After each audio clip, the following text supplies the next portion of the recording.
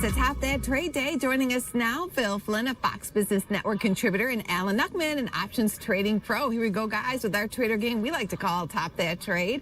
Round number one, trade wars. JP Morgan is making it possible to trade without some fees. What do you think about making money on JPM? All right, so let's talk about, I'm not going to name the company, but one of these electronic brokerage firms, they made $490 million in commission last quarter, okay?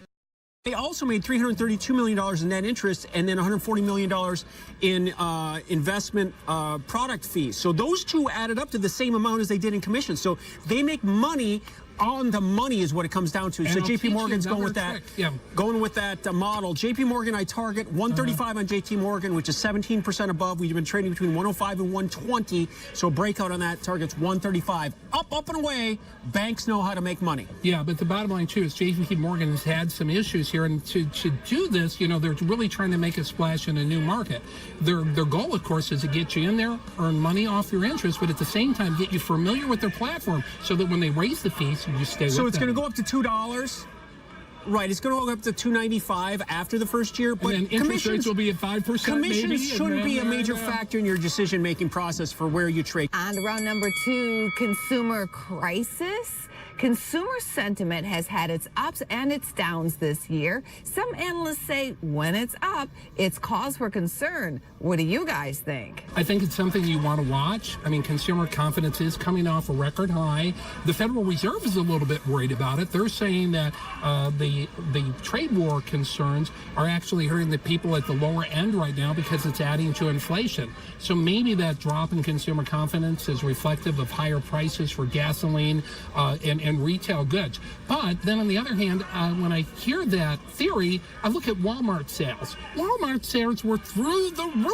So apparently maybe they're not getting depressed because prices are going up. Consumer they're just going confidence and spending a lot of money. sometimes is going to measure, you know, when you're looking at durable goods, cars, furniture, houses. Now, houses are now less affordable, is I guess the right way you want to say it. It's less affordable than they've been in a long time. So that's got kind of people spooked. We've had interest rates move a little bit higher, inflation's move a little bit higher. Because we're coming off such a low level that's maybe brought the confidence down. But I don't think it's a long-term concern. And in round number three, 2018 targets. It certainly has been a summer of fun. But what do you see as we run into the rest of the year? 30,000 in the Dow.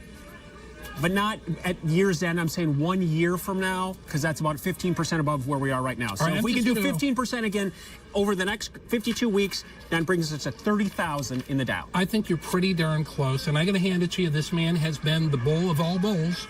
I'll tell you. Full of bull. I am full of bull. Exactly. I have to bring out the red flag, and I have to play devil's advocate just to calm him down. Just calm down now. But I think 30,000 is a good target. But just to be more bearish, just to play devil's advocate, I'll go just one tick. Oh, yeah, 29.99. Yeah. You guys are doing great today. Here's your bonus round question. There's a study that takes a look at employees at the office, and many are stressed. So what can companies do to make employees stress-free or have less stress at the office? I think if everybody had a cat in their office, you could just pet your therapy cat.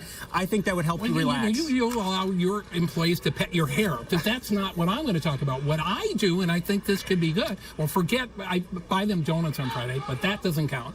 But what I do is I play music every once in a while in the office, and it does seem to get everybody in a better mood. The answer is an open office floor plan. People are walking around more, they're more active, so they have less stress.